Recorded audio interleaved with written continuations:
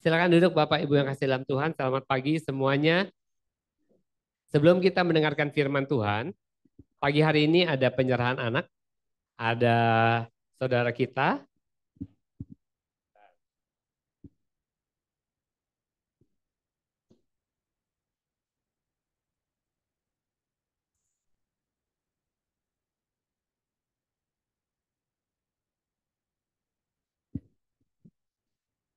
Ada saudara kita Bapak Yoel Lumban Gaul dengan istri Ibu Ervina Simanjuntak yang akan menyerahkan anaknya yang keenam, yaitu Julio Gamaliel Lumban Gaul yang lahir 14 Juli yang lalu. Saya persilakan Pak untuk duduk di depan. Bapak, Ibu, dan anak bisa duduk di depan. Bapak, Ibu, Saudara, anak-anak dalam keluarga orang percaya itu adalah anugerah dari Tuhan. Dan karena anugerah dari Tuhan, Tuhan menuntut supaya setiap orang tua itu mendidik, membimbing anak-anaknya berkomitmen di dalam Tuhan. Supaya anak-anaknya tumbuh di dalam kebenaran firman Tuhan, takut akan Tuhan, dan mengerti akan firman Tuhan. Dan ada beberapa alasan mengapa Allah begitu menaruh perhatian terhadap anak-anak di dalam keluarga orang percaya. Yang pertama, saya akan bacakan dari Mazmur 127 ayat 3 sampai 5. Anak-anak adalah pemberian Allah. Sesungguhnya anak-anak lelaki adalah milik pusaka daripada Tuhan dan buah kandungan adalah suatu upah. Seperti anak-anak panah di tangan pahlawan, demikianlah anak-anak pada masa muda. Berbahagialah orang yang telah membuat penuh tabung panahnya, dengan semuanya itu ia tidak akan mendapat malu apabila ia berbicara dengan musuh-musuh di pintu gerbang. Dan yang kedua, setiap orang tua itu bertanggung jawab untuk membesarkan anak-anak mereka di dalam takut akan Tuhan. Itu tercantum di dalam Efesus 6 ayat keempat. Dan kamu bapak-bapak, janganlah bangkitkan amarah di dalam hati anak-anakmu, tetapi didiklah mereka di dalam ajaran dan nasihat Tuhan. Nah, kita Gereja GKPB Masa Depan Cerah, Gereja Kristen Perjanjian Baru Masa Depan Cerah, kita tidak membaptiskan anak-anak. Kenapa? Karena baptisan itu punya syarat. Baptisan air itu punya dua syarat. Yang pertama, orang harus percaya bahwa Yesus itu Tuhan. Dan yang kedua, orang harus bertobat. Ya. Jadi kalau anak-anak dia belum percaya, dia belum bertobat. Bagaimana caranya dia bisa memenuhi syarat ini? Itulah sebabnya kalau kita lihat pada zaman Yesus, anak-anak diserahkan kepada Yesus. Anak-anak tidak dibaptiskan. Tidak ada baptisan anak-anak di dalam Alkitab. Itu sebabnya pagi hari ini Pak Yoel dan Ibu Ervina akan menyerahkan anaknya untuk diserahkan. Dan ide penyerahan itu datang dari Alkitab. Kita akan baca dari Lukas pasal yang kedua ayat 21 sampai 22. Dan ketika genap 8 hari dan ia harus disunatkan, ia diberi nama Yesus, yaitu nama yang disebutkan oleh malaikat sebelum ia dikandung ibunya. Dan ketika genap waktu pentahiran menurut hukum Taurat Musa, mereka membawa Yesus ke Yerusalem untuk menyerahkannya kepada Tuhan. Jadi Yesus pun diserahkan kepada Tuhan di bait Allah. Demikian juga anak-anak waktu masih bayi kita serahkan kepada Tuhan. Kenapa? Karena anak-anak belum bisa membedakan yang baik dan yang jahat. Mereka, anak-anak dikuduskan oleh orang tuanya. Itulah sebabnya secara resmi di hadapan Tuhan, di hadapan para saksi, jemaat, anak ini kita serahkan kepada Tuhan sehingga anak ini adalah menjadi anak Tuhan. Sampai kapan? Sampai dia bisa membedakan yang baik dan yang buruk, sampai dia bisa mengambil keputusan sendiri apakah dia akan menerima Yesus sebagai Tuhan dan juru selamatnya. Dan itu tugas orang tuanya untuk membimbing si anak untuk menerima Yesus sebagai Tuhan dan Juru Selamatnya. Dan di dalam Markus 10 ayat 13 sampai 16 dikatakan, lalu orang membawa anak-anak kecil kepada Yesus supaya ia menjamah mereka. Akan tetapi murid-muridnya memarahi orang-orang itu. Ketika Yesus melihat hal itu, ia marah kepada mereka. Biarkan anak-anak itu datang kepadaku. Jangan menghalang-halangi mereka. Sebab orang-orang seperti itulah yang empunya kerajaan Allah. Aku berkata kepadamu, kata Yesus, sesungguhnya barang siapa tidak menyambut kerajaan Allah, seperti seorang anak kecil, ia tidak akan masuk ke dalamnya. Lalu ia memeluk anak-anak itu dan sambil meletakkan tangannya di atas mereka, ia memberkati mereka. Jadi itulah sebabnya kita perlu mendoakan anak-anak kita. Anak-anak yang sudah diserahkan, kita perlu doakan. Kita perlu tumpangi tangan, kita minta anugerah Tuhan terus turun atas mereka, kita minta hikmat. Dan hari ini kita akan berdoa menyerahkan seperti ini namanya, Julio ke dalam tangan Tuhan. Dan kita akan berdoa untuk Pak Yoel dan Ibu Ervina supaya mereka diberi hikmat oleh Tuhan untuk bisa mendidik Julio di dalam kebenaran. Dan sebelum kita mendoakan, saya akan menanyakan beberapa pertanyaan kepada Pak Yoel dan Ibu Ervina, harap dijawab dengan lantang dan tegas ya. Saya tanya.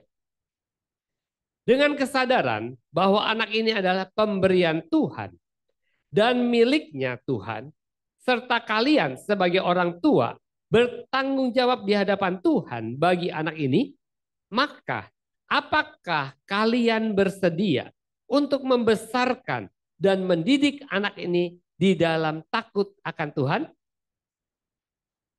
Baik, beri tepuk tangan. Yang kedua, pertanyaan terakhir yang kedua. Bersediakah kalian sebagai orang tua dari anak ini untuk memperkenalkan Yesus Kristus sebagai Tuhan dan Juru Selamat kepadanya dan mengajarkan kebenaran firman Allah serta melibatkan dia di dalam ibadah Kristen? Amin. Baik, saya undang Bapak dan Ibu Yoel untuk maju ke depan. Kita akan berdoa untuk mereka. Saya minta Bapak Ibu juga mengedangkan tangan, menyalurkan berkat buat mereka berdua. Mari kita berdiri, kita akan berdoa menyerahkan Julio ke dalam tangan Tuhan.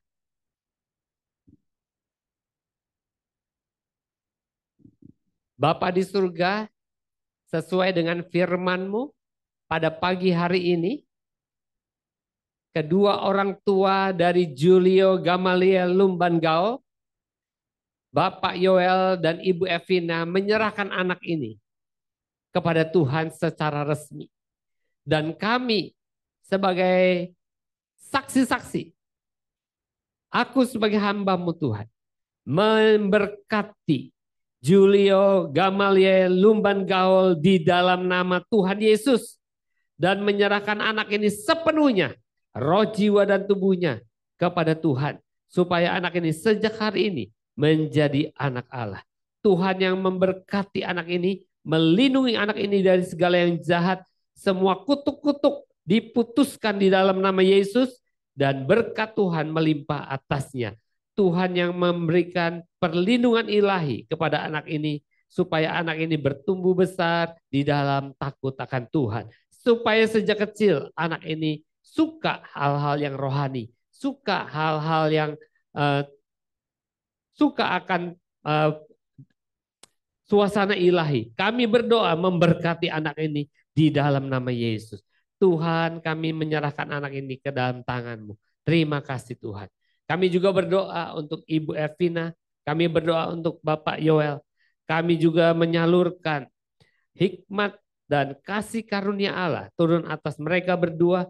Berkat Tuhan turun atas mereka sehingga mereka bisa mendidik dan membimbing anak ini sejak kecil, membawa anak ini masuk ke dalam hadirat Tuhan, masuk ke dalam pergaulan yang sehat. Anak ini boleh mendapatkan pendidikan yang benar di dalam takut akan Tuhan. Dan Tuhan yang memberikan kepada mereka kemampuan untuk membiayai semua kebutuhan dari Julio. Terima kasih Bapak. Di dalam nama Yesus kami memberkati keluarga ini, supaya keluarga ini bisa menjadi terang di tengah-tengah kegelapan, bisa menjadi contoh dan teladan yang baik di dalam kerajaan Allah. Di dalam nama Yesus, haleluya, amin, amin. Silakan, selamat, Tuhan memberkati.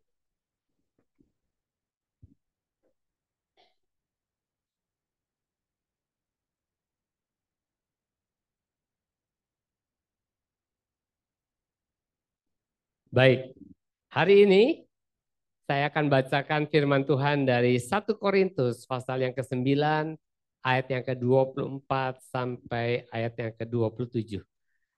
Tema khotbah kita hari ini, practice make perfect. Bisa karena biasa. Latihan membuat jadi sempurna. 1 Korintus 9 ayat 24 sampai ayat 27, saya bacakan buat kita. Tidak tahukah kamu bahwa dalam gelanggang pertandingan semua peserta turut berlari, tetapi bahwa hanya satu orang saja yang mendapat hadiah? Karena itu larilah begitu rupa sehingga kamu memperolehnya.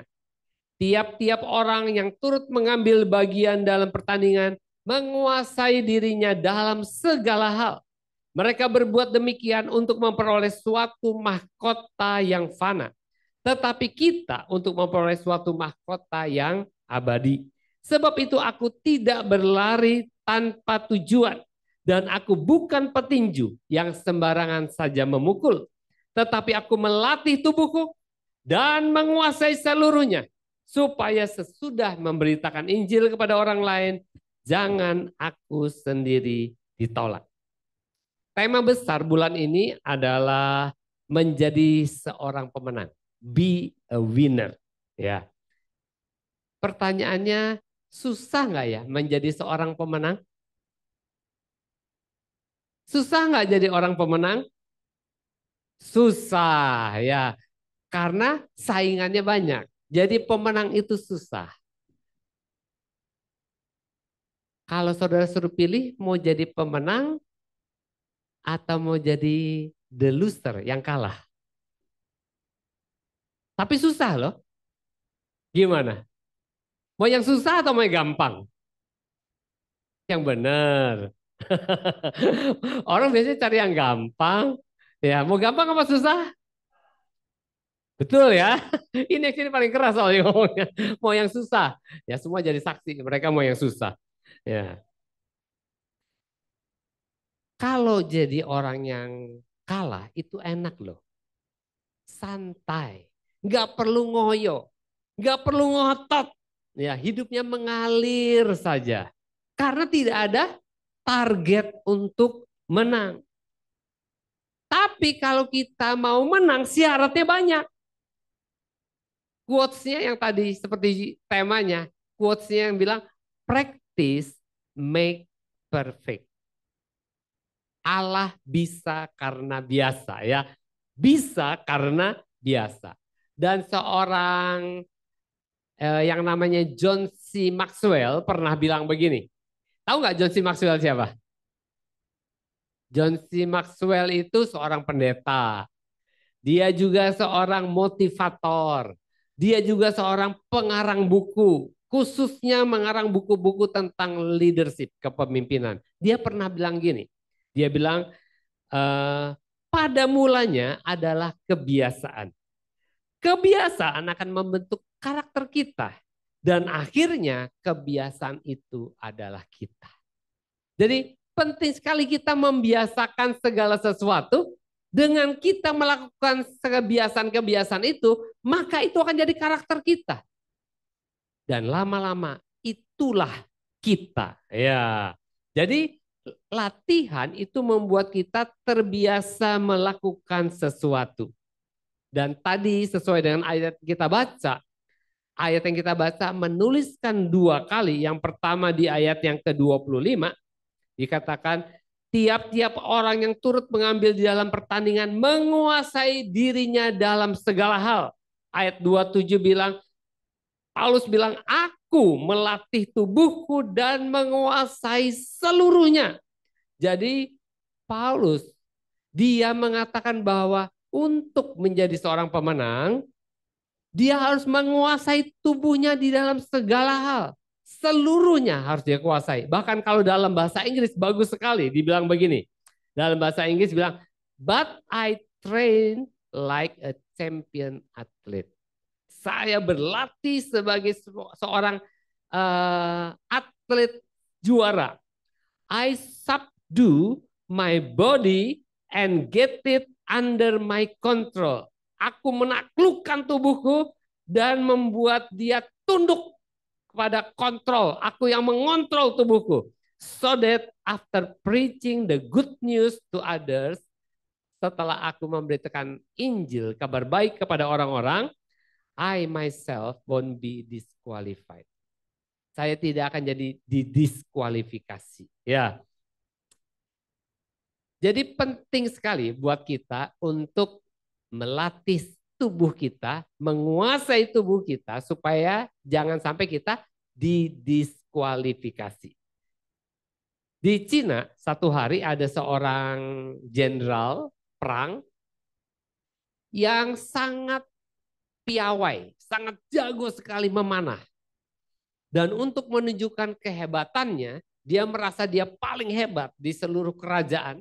Dia kumpulkan semua tentara-tentaranya, dan di depan tentara-tentaranya dia sediakan 100 anak panah dengan target, dan dia dengan jarak yang cukup jauh, dia ambil panah itu dan satu persatu dia lepaskan anak panah itu kepada target yang dituju. Dari nomor 1, nomor 2, 10, 50, 80, 99, 100. Semuanya mengenai target utama tanpa meleset sedikit pun. Dan waktu dia berhasil, semua tentaranya bertepuk tangan dan bersorak-sorai. Wah, raja yang paling hebat, dahsyat, luar biasa. Tiba-tiba di sela-sela ada suara puji-pujian. Ada seorang yang berteriak, itu belum seberapa katanya. Hah? Waduh, orang-orang langsung lihat siapa itu yang ngomong. Ternyata yang ngomong seorang bapak tua penjual minyak. Semua orang langsung mencibir, oh cari mati ini. Cari mati ini katanya. Berani-beraninya dia bilang gitu. Lalu jenderal datang sama si Pak tua itu. Bapak tua itu dengan tenang, dia ambil sebuah guci minyak. Dan dia taruh sebuah koin. Ya, koin zaman dulu itu tengahnya ada lubangnya kayak donat gitu ya. Dia taruh di atas bibirnya, tutup atasnya, dan dia ambil minyak, sambil tutup mata, dia tuang minyak itu ke atas koin itu. Dan minyak itu turun, melewati lubang di tengah koin itu, terus sampai penuh. Sampai guci itu penuh dengan minyak. Dan orang semua kaget melihat tidak ada setitik pun minyak yang kena kepada lubang itu. Waktu itu semua terjadi, orang yang tadinya mencibir bilang apa? Wah, dahsyat, luar biasa katanya. Dan bapak tua ini bilang kepada si raja, kepada jenderal ini, dia bilang, orang bisa karena biasa. Orang bisa karena latihan. Practice makes perfect. Dan si jenderal mengangguk-angguk tanda setuju. Saudara, kita harus tahu, tidak ada yang tidak bisa kalau kita latihan. Ya. Siapa di sini yang nggak bisa main gitar? Yang nggak bisa main gitar angkat tangan. Nah, karena tidak pernah belajar dan tidak pernah latihan. Coba belajar dan latihan, Pasti bisa. Tidak mungkin tidak bisa. Ya, ya. Nah, seperti jenderal dan seperti tukang minyak itulah saya sejak lebih dari 1 tahun yang lalu beserta dengan istri saya juga memulai sebuah kebiasaan yang baru. Apa? Nge-gym. Fitness. Ya. Waktu awal-awal fitness, badannya sakit semua. Mau angkat gayung di kamar mandi aja sampai nggak bisa gitu loh. Rasanya kepingin nyemplung aja ke dalam bak gitu ya. Karena susah sakit semua. Mau handukan nggak bisa, mau pakai kaos nggak bisa. Tapi itu hanya berlangsung 1 minggu. Setelah 1 minggu, sakit itu hilang. Saya angkat besi tidak apa-apa. Saya tambah bebannya juga tidak apa-apa. Sampai hari ini sudah 1 tahun lebih. Setiap minggu 3 sampai 4 kali saya fitness sama istri saya. Dan tidak pernah badan saya sakit-sakit lagi. Justru kalau tidak fitness, badannya rasanya sakit-sakit. Ya, jadi kita perlu tahu dengan membiasakan diri melakukan sesuatu, apa yang tadinya berat, apa yang tadinya rasanya sakit, kalau kita biasa lakukan, justru kita bisa menikmati semuanya itu, ya.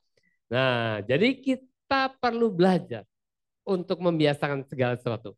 Nah, waktu saya pergi ke tempat fitness, itu saya selalu biasanya naik motor karena jalanan cukup macet kalau pagi-pagi. Dan setiap kali saya mau ke tempat fitness, saya selalu melewati TPA atau TPS. Tahu TPA atau TPS? Bukan tempat pengambilan suara, bukan. Tempat pembuangan sampah. Ya, tempat pembuangan akhir. Dan di TPA itu selalu ada orang-orang yang lewat situ buang sampah di situ.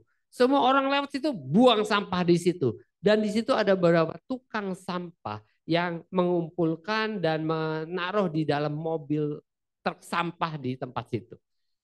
Dan setiap lewat ke sana, saya pakai motor, pakai helm, tiap lewat sana, mendekati sampai saya ambil napas dalam-dalam, saya tahan napas beberapa detik sampai lewat, baru saya buang napas. Kenapa? Bau busuk, saudara. Padahal cuma beberapa detik. Nggak sampai 30 detik saya lewat itu tuh cuma paling 10 detik gitu ya. Tapi kalau saya napas itu, aduh baunya rasanya nempel di hidung saya. Yang membuat saya heran, itu yang jaga tenang-tenang saja di sana. Yang mengerjakan sampah itu bahkan mereka bisa merokok. Mereka hisap dalam-dalam. Ah, itu bau busuk itu masuk semua ke paru-paru mereka. Dan mereka menikmatinya. Entah itu kebiasaan baik atau kebiasaan buruk, saya tidak tahu. Ya, artinya kebiasaan itu kalau dilakukan terus-menerus, mau itu kebiasaan baik, mau itu kebiasaan buruk, kalau dilakukan terus-menerus, itu akhirnya rasanya tidak pernah merasa bersalah gitu loh. Rasanya biasa-biasa saja. Artinya segala sesuatu, mungkin itu susah, mungkin itu berat, mungkin itu capek, mungkin itu panas, mungkin itu dingin sekali. Baik itu hal-hal yang baik, baik itu hal-hal yang buruk, jika terus-menerus kita lakukan, akan menjadi orang akan menjadi biasa dan akan dengan santai, dengan biasa mereka melakukannya. Tuhan itu luar biasa. Dia sudah menciptakan tubuh kita sedemikian luar biasa sempurnanya, sehingga tubuh kita ini bisa beradaptasi dengan kondisi yang bagaimanapun. Dimanapun kita ditempatkan, kita bisa beradaptasi. Dulu saya tinggal di Malang, sejuk sekali udaranya.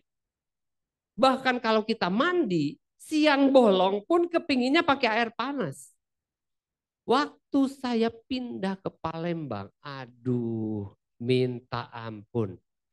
Saya mandi pakai air dingin, masih di kamar mandi, handukan sudah keringetan lagi. Rasanya kepingin di kamar mandi terus. Betul. Ya, tapi sekarang sudah biasa tuh.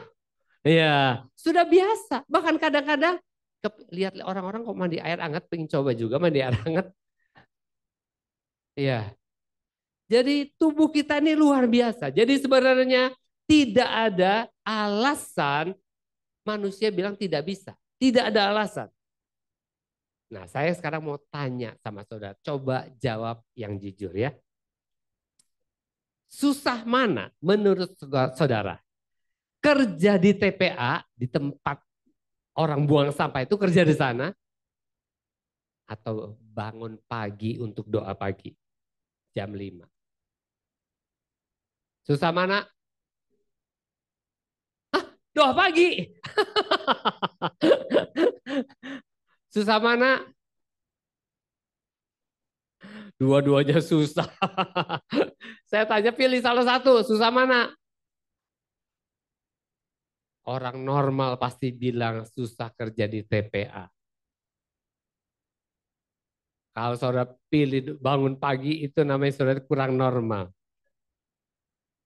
Jadi sebenarnya tidak ada alasan orang itu untuk tidak bangun dan berdoa pagi.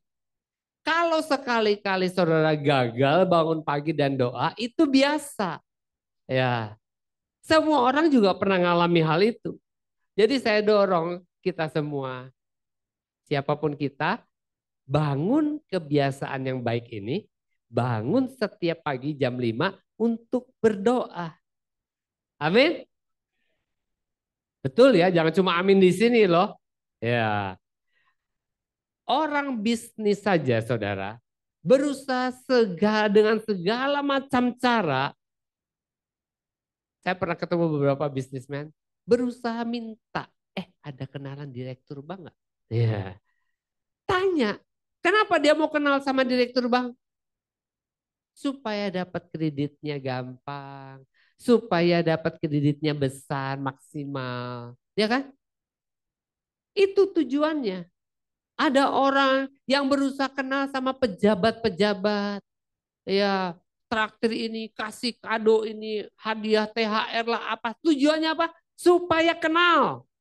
Tujuannya apa? Kalau kenal, ya kalau pas ada proyek mudah-mudahan diingat dan dapatlah proyek apa gitulah gitu. Bukan nyogok sih, tapi ya kalau kenal itu pasti ada gunanya.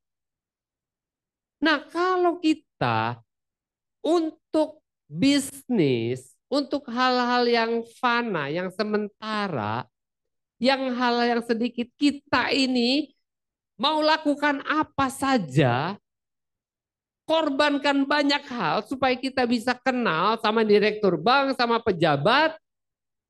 Kenapa kita tidak mau lakukan berkorban sedikit saja dengan bangun pagi untuk mengenal Tuhan, segala Tuhan.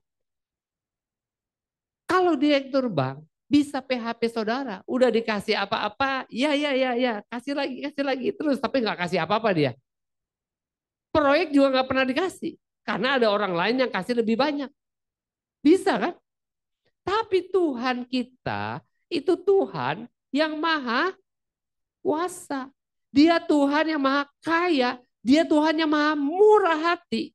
Sehingga kalau kita kenal dia, bukan hanya tahu, tapi kenal, saudara punya hubungan, saya yakin dia jauh lebih murah hati daripada pejabat, daripada uh, direktur.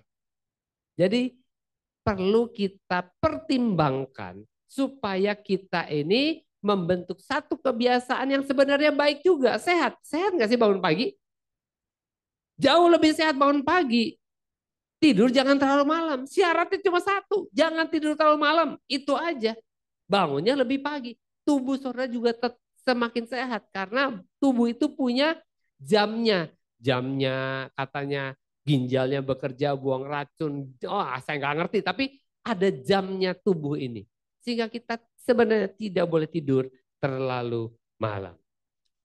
Dan kalau orang belum terbiasa doa pagi, memang itu sangat berat. Tapi kalau saudara tahu manfaatnya, saya yakin saudara akan korbankan untuk bangun pagi. Kalau saudara belum pernah rutin doa pagi, saudara tidak tahu manfaatnya. Dan saudara anggap, biar sama aja bangun siang dikit doa, kenapa sih? Salahnya apa sih? Saudara, kalau doa pagi-pagi benar itu tidak penting, kalau tidak penting, boleh siang aja, Yesus dia tidak akan bangun pagi-pagi benar, waktu hari masih gelap, dan pergi ke tempat yang sunyi dan berdoa kepada Bapaknya di sana. Tidak mungkin dia lakukan itu kalau doa pagi tidak penting. Dan kalau dia lakukan itu pasti penting. Dan pentingnya itu bukan menyiksa kita, tetapi menguntungkan kita yang mengikutinya. Apa yang dia lakukan itu semuanya tujuannya untuk menguntungkan kita. Jadi kita perlu belajar untuk bangun pagi dan doa. Bukankah tujuan kita setelah kita bertobat terima Yesus, tujuan hidup kita adalah menjadi seperti Kristus? Amin. Amin. Nah, kembali lagi ke nge-gym tadi ya.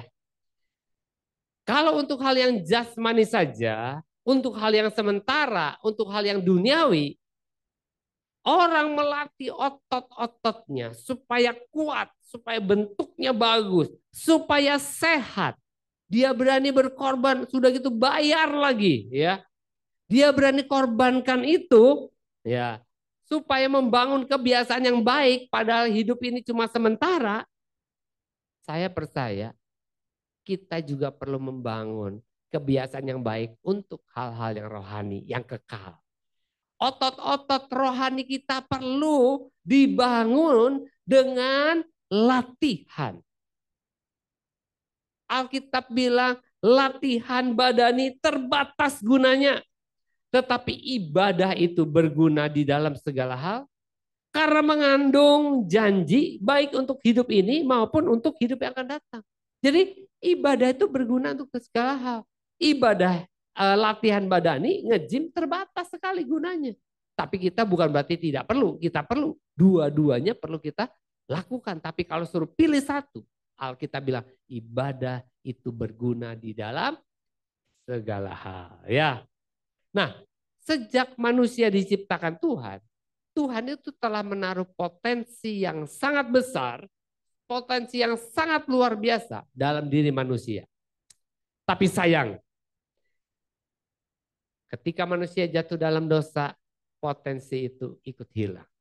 Tuhan berikan potensi itu supaya manusia bisa menggenapi rencananya, supaya manusia bisa menikmati apa yang Tuhan berikan, yang Tuhan sediakan, menikmati dunia ini dengan segala isinya.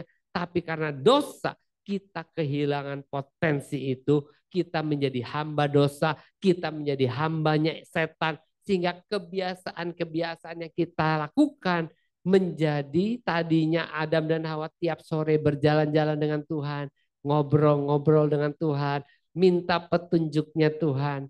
Sekarang terbalik. Dia jalan-jalannya sama setan. Kebiasaan-kebiasaan yang dilakukannya, kebiasaan-kebiasaan yang buruk. Dan semuanya itu dilanjutkan kepada anak cucunya. Alkitab mencatat ketika dia jatuh dalam dosa, dia kehilangan semuanya. Dia keluar telanjang. Dia tidak bawa apa-apa. Potensinya semuanya diambil oleh iblis. Apa akibatnya? Manusia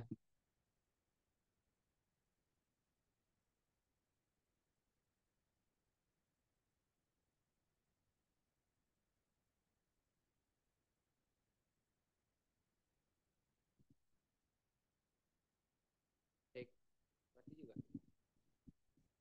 Cek, cek, cek, cek. Oke.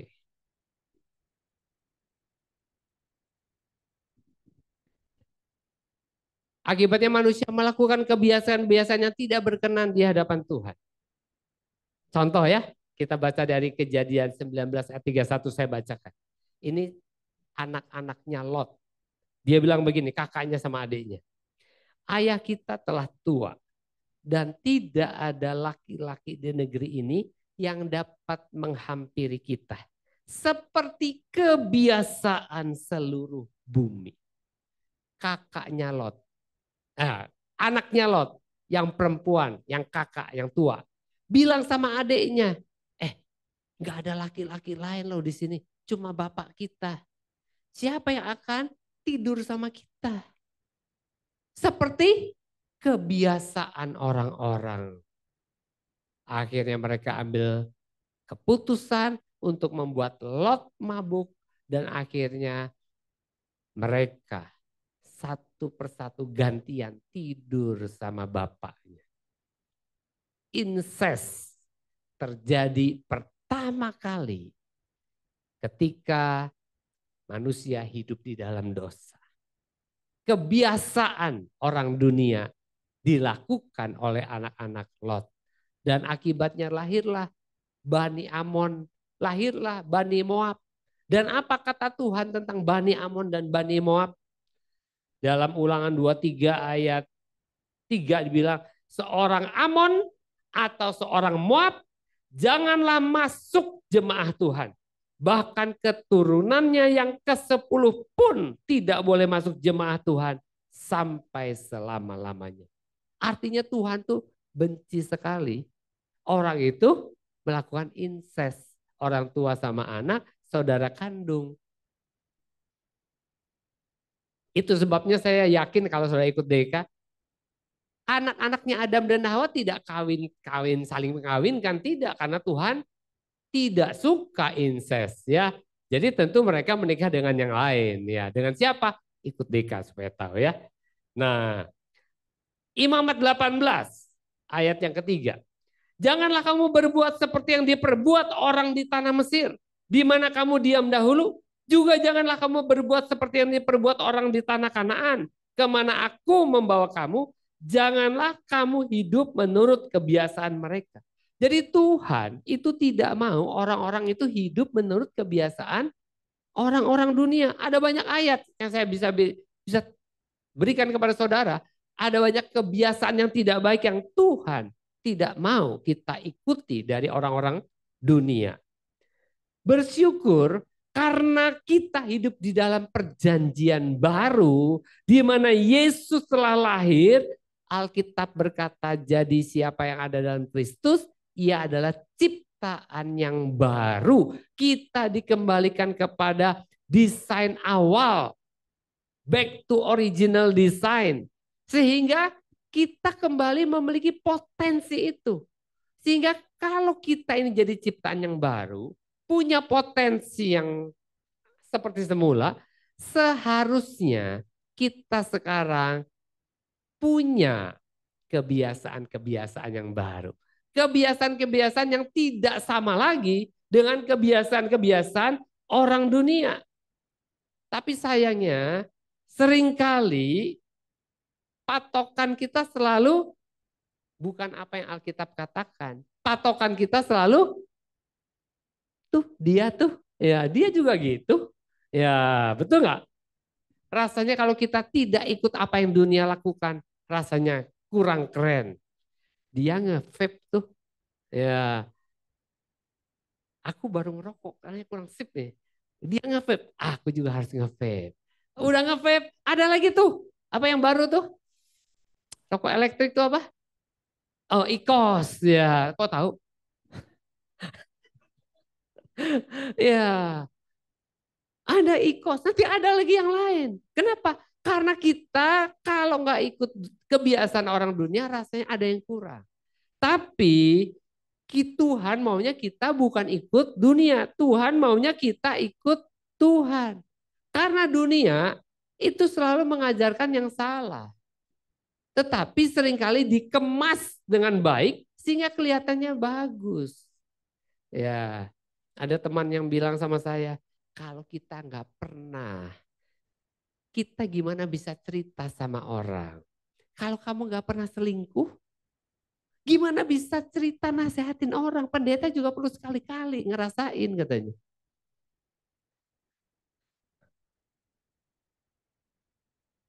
Minta ampun. Kita perlu dengar nasihat firman Tuhan bukan dengan nasihat dunia. Ya, lihat orang-orang kalau minggu pagi semuanya jalan pagi, naik sepeda, olahraga pagi, jalan-jalan keluar kota. Hidupnya nyaman-nyaman aja. Kenapa kita harus bangun pagi-pagi?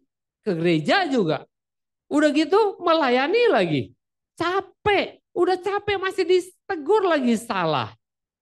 Lebih baik bangun siang, jalan-jalan, olahraga, sehat. Itu kata orang dunia. Jadi kita seringkali kita lihat orang lain sehingga akhirnya apa yang kita lakukan sama seperti orang lain, tidak seperti Tuhan. Hidup kita sama, tidak jauh berbeda dengan orang-orang yang tidak percaya. Kenapa? Karena setelah kita menerima Yesus sebagai Tuhan dan Juru Selamat, kita berhenti. Harusnya kita tidak berhenti. Alkitab bilang di dalam Matius 28 ayat 19-20, karena itu pergilah jadikanlah semua bangsa muridku, baptislah mereka dalam nama Bapa, Anak dan Roh Kudus, dan ajarlah mereka melakukan segala sesuatu yang telah aku ajarkan kepadamu. Tuhan mau setiap orang itu belajar firman Tuhan lalu melakukannya di dalam kehidupan kita. Dan itu perlu kita lakukan terus menerus, bukan sekali-kali. Dan salah satu ciri dari anak-anak Tuhan itu adalah disiplin. Kenapa disiplin? Karena namanya murid, bahasa Inggrisnya itu disciples, itu akar katanya disiplin. Karena disiplin itulah maka hidup kita jadi teratur. Memang tidak mudah disiplin, tidak mudah. Tetapi kalau kita lakukan, baik itu dalam hal rohani maupun dalam hal jasmani, kalau kita disiplin, maka hidup kita akan jauh lebih tertib dan baik. Kalau orang disiplin itu susah nggak? Susah, betul. Tapi saya mau beritahu, disiplin itu bisa membuat orang terus naik.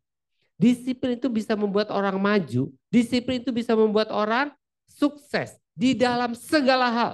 Saudara belajar, saudara olahraga, saudara makan. Semuanya kalau saudara disiplin akan jauh lebih baik. Memang berat.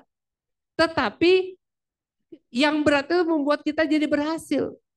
Kalau kita tidak berhasil, kita gagal, itu berat juga kan? Pilih mana? Berat yang gara-gara berhasil atau berat yang gara-gara gagal?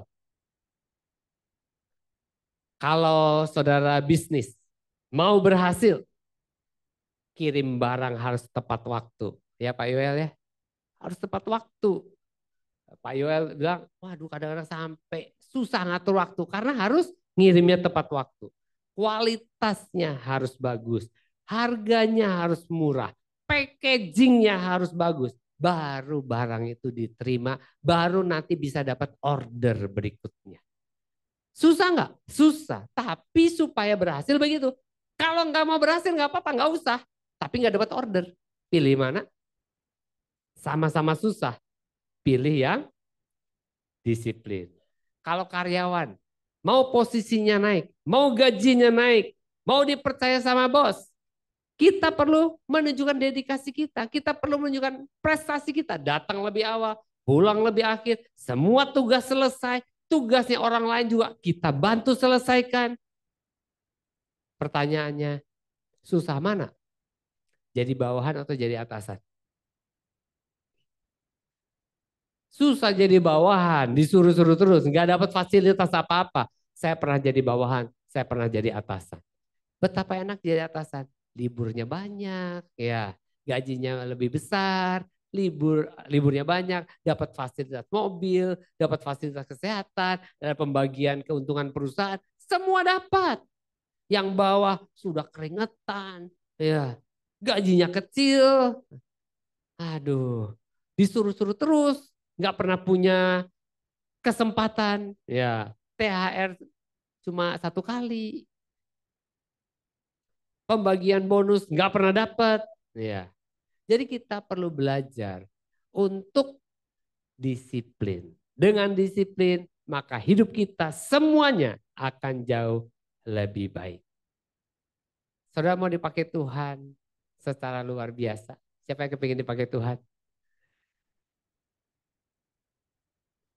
Kalau kita mau dipakai Tuhan dalam hal-hal yang besar, kata Tuhan, kita harus bisa dipercaya dalam hal-hal yang kecil. Apa hal-hal yang kecil itu? Keuangan, ya. Kita harus jujur dalam hal keuangan. Jujur waktu kasih persepuluhan. Banyak orang kasih persepuluhan, iya, tapi nggak jujur. Nggak jujurnya apa? Dari gaji kasih. Kalau ada bonus nggak kasih. Ada THR nggak kasih. Ada ceperan nggak kasih. Tuhan bilang di Maleakhi 3, bawalah seluruh persembahan persepuluhan itu ke rumah perbendaharaan. Dan kalau kita jujur, maka kata Tuhan, aku akan mempercayakan kepadamu harta yang sesungguhnya. Ya. Dan kalau kita lakukan itu, maka Tuhan akan pakai kita dan Tuhan akan promosikan kita, maka hidup kita akan jauh lebih baik, bukan lebih buruk. Tuhan tidak pernah menyuruh kita taat supaya hidup kita lebih buruk, tidak pernah. Semua ketaatan upahnya itu promosi dari Tuhan. Jadi kita perlu belajar untuk taat. Susah, banyak aturan. Memang. Tapi kalau mau dipakai Tuhan, itu harga yang harus kita bayar. Ketaatan kepada firman Tuhan itu syarat yang tidak bisa ditawar kalau saudara kepingin dipakai Tuhan, kepingin ngalami janji-janji Tuhan, dan hidup saudara pasti lebih enak. Pasti lebih enak. Sukacita damai sejahtera saudara melimpah walaupun bukan tidak ada janji bahwa tidak ada masalah. Masalah ada, tetapi tetap saudara bisa menang melawan masalah. Ini soal makan, saudara. Perlu disiplin nggak? Kita perlu jaga, kita perlu disiplin, kita perlu atur apa yang kita makan. Baik jumlahnya maupun macam yang kita makan. Apa yang kita makan kita perlu atur. Kita perlu olahraga secukupnya supaya kita bisa makan yang cukup. Kalau kita tidak pernah olahraga, maka makanan kita pilihannya ini nggak boleh, ini nggak boleh, ini nggak boleh. Kenapa? Karena kalori yang masuk kalau terlalu banyak, akibatnya tubuh kita akhirnya jadi overweight. Terlalu berat, terlalu besar. Tapi kalau yang masuk dan yang keluar cukup, pilihan makanan kita lebih banyak. Kalau saudara suka makan, ya olahraganya harus cukup banyak supaya saudara tetap sehat dan saudara bisa dipakai Tuhan lebih lama dalam kondisi yang sehat. Jangan dipakai Tuhan sakit-sakitan. Saya kemarin di WA ada seorang pemimpin rohani di Indonesia ini sedang ada di ICU karena sakit. Aduh, memang orangnya kurus sekali. Gara-gara mungkin kurang gizi, saya juga nggak tahu ya. Tapi kurus sekali dan saat ini ada di ICU. Jadi kita perlu belajar hidup seimbang, hidup disiplin. Ya. Mungkin saudara pernah ingat waktu dulu aturan naik motor harus pakai helm. Ya. Waktu pertama kali gimana? Semua orang ngomel. Termasuk saya juga ngomel. Dan kalau bisa tidak pakai helm. Kalau bisa naik motor tidak pernah mau pakai helm. Tapi karena aturan itu terus ada dan kalau tidak pakai helm ditilang, akhirnya terpaksa beli helm, akhirnya terpaksa pakai helm, sekarang kebiasaan pakai helm. Mau naik motor cari helm, naik motor cari helm. Dulu waktu COVID pertama kali harus pakai, sekarang ada orang yang masker masih dipakai. Kata pemerintah sudah nggak usah pakai, masih pakai. Kenapa? Udah kebiasaan nyaman. Sekalian supaya kalau giginya merongos nggak kelihatan. Lebih ganteng, lebih cantik kalau pakai masker katanya. Ya. Kalau lagi merengut, pakai masker yang gambarnya bibir ketawa. Ketawa terus. Ya. Jadi itu semua bicara soal kebiasaan. Dan kalau kebiasaan itu kita ubah, maka hidup kita akan berubah. Dan Ulangan 6 ayat 6 sampai 7 bilang ini. Tuhan bilang, apa yang kuperintahkan kepadamu pada hari ini haruslah engkau perhatikan. Haruslah engkau mengajarkannya berulang-ulang kepada anak-anakmu. Dan membicarakannya apabila engkau duduk di rumahmu. Apabila engkau sedang dalam perjalanan. Apabila engkau berbaring. Dan apabila engkau bangun. Dalam setiap kesempatan Tuhan suruh kita ngomong soal firman Tuhan kepada keluarga kita, anak cucu kita. Siapa yang sudah lakukan setiap kumpul ngomong soal Tuhan? Atau tidak berani ngomong soal Tuhan sama anak cucu, istri, suami? Tuhan yang bilang. Kapanpun dalam perjalanan, lagi makan, lagi tidur, lagi di rumah, dalam sedang berbaring, engkau sedang bangun. Kita harus selalu. Kenapa? Karena kalau terus-menerus diomongin, itu akan menjadi satu yang nempel di kepala kita dan tidak mungkin diubah. Bu Siti, 8 kali 8 berapa, Bu? 64. Kemarin belajar ngafalin ya? Hah? Kemarin baru pesan belajar? Iya. Iya. Tina, 3 kali 4, 12. Tahu dari mana? Waktu SD belajar. Kenapa sekarang masih ingat? Karena dari dulu terus ulangan ditanya lagi, sama orang tua ditanya, terus kalau nggak naik kelas, akhirnya itu nempel. Kalau misalnya dikalungin celurit, ditanya 3 kali 4 berapa jawabnya? 0. Berapa Bu kalau 8 kali 8? Jawabnya tetap 64. Kenapa jawabnya tetap 64? Karena itu yang kita percayai dan itu yang kita tahu benar. Kalau kita membicarakan firman Tuhan terus-menerus kepada anak-anak kita, kepada cucu, kepada istri, kepada suami kita, itu akan nempel dalam pikirannya terus. Dan kebenaran itu akan dia bawa walaupun ada ancaman. Walaupun uang tidak ada, walaupun sakit, walaupun ada banyak masalah, kebenaran itu tetap berkebenaran. Dia tidak akan pernah menyimpang dari kebenaran. Dan kalau kebenaran itu dia hidupi, maka satu hari kebenaran itu akan menghasilkan buah yang manis dan merubah hidupnya menjadi kesaksian bagi hidupnya dan nama Tuhan akan dipermuliakan. Itulah sebabnya 1 Korintus 9 ayat 26 Paulus mengatakan, aku tidak berlari tanpa tujuan. Dan aku bukan petinju yang sembarangan saja memukul. Dari ayat ini kita bisa lihat bahwa Paulus itu bukan cuma bisa kasih nasihat. Dia bukan hanya bisa kasih nasihat, tetapi dia kasih contoh dirinya sendiri. Aku, katanya, aku bukan petinju yang sembarangan saja memukul. Aku berlari bukan tanpa tujuan, aku punya tujuan. Dan dia bilang begini, aku mana ya?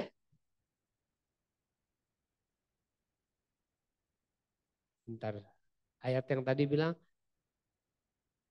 aku tidak berlari tanpa tujuan dan aku bukan petinju yang sembarangan saja memukul, tetapi aku, katanya, bukan orang lain, aku melatih tubuhku dan menguasainya seluruhnya.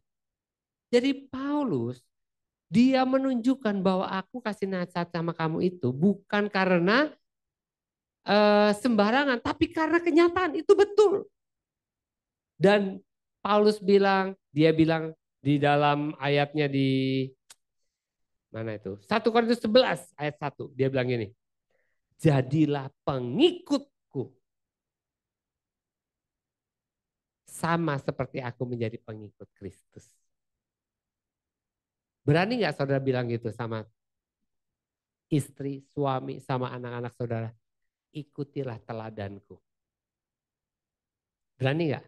Sama seperti aku meneladani Kristus. Berani nggak? Artinya kita ini bukan omdo. Kita bukan hanya orang yang bisa ngomong, bisa kasih nasihat, tetapi kita tidak bisa melakukan. Ada banyak orang pinternya khotbah. Ada banyak orang yang cuma pinter kasih nasihat. Jangan merokok ya, sambil dia merokok. Dokter merokok. Kamu kalau merokok lewat kamu ya, tapi dia sendiri merokok. Berapa banyak? Pendeta juga sama. Nasihat ini bukan untuk saudara saja, untuk saya juga. Supaya jangan orang tuh cuma bisa ngomong. Paulus dia tidak cuma ngomong, dia lakukan apa yang dia omongkan, dia lakukan apa yang dia nasihati kepada jemaat di Korintus, dan dia bilang ikuti teladanku, ikutilah aku sama seperti aku mengikut Kristus. Dan saudara, saya percaya kalau saudara meneladani, mendengarkan firman Tuhan ini, menyimpan itu dalam hati saudara, dan saudara ambil keputusan untuk merubah kebiasaan-kebiasaan yang buruk, dan saudara mulai komitmen untuk mengambil kebiasaan-kebiasaan yang baik, maka hidup saudara tidak akan pernah sama. Pertama, saya ulangi, kita perlu disiplin. Ya, kita perlu disiplin. Dan kebiasaan-kebiasaan yang buruk kita buang semua. Pertama yang berat, ya, tapi saya percaya hanya sementara.